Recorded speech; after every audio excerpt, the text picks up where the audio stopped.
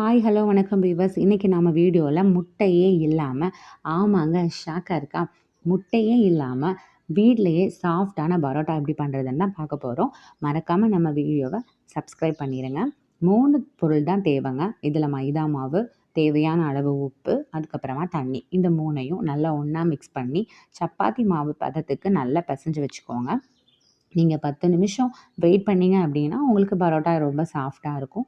அப்படி இல்ல நீங்க உடனே போட்டாலும், உங்களுக்கு நல்ல சாஃப்ட்டான ஒரு பரோட்டா கண்டிப்பா கிடைக்குங்க. அத நம்ம எப்படி உருட்ட போறோங்கிறது தான் ரொம்ப ரொம்ப முக்கியம்.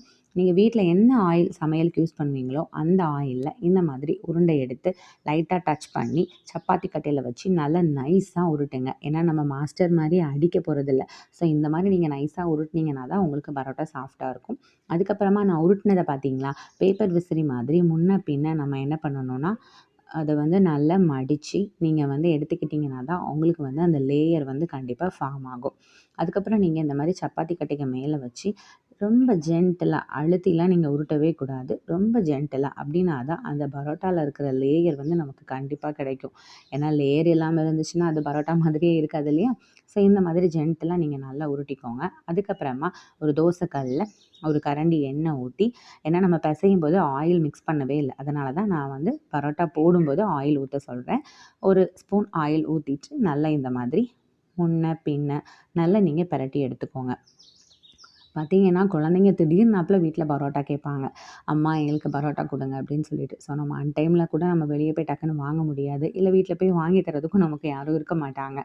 அ அந்த அந்த டைம்ல நீங்க இந்த மாரி வீட்ல மைதா மாவு இருந்துச்சுன்னா, டக்குன்னு எடுத்து நீங்க உடனடியா பரோட்டா நீங்க ரெடி பண்ணலாம். இந்த மாதிரி பண்ணி குடுக்கும்போது குழந்தைங்க உண்மையிலேயே ரொம்ப ஹெல்த்தியாவும் இருக்கும். ஏன்னா நம்ம வீட்ல உள்ள ஆயில்ல நாமளே செஞ்சு குடுக்கறதுனால, இன்னும் அது ரொம்ப ஆரோக்கியமா தான் இருக்கும்.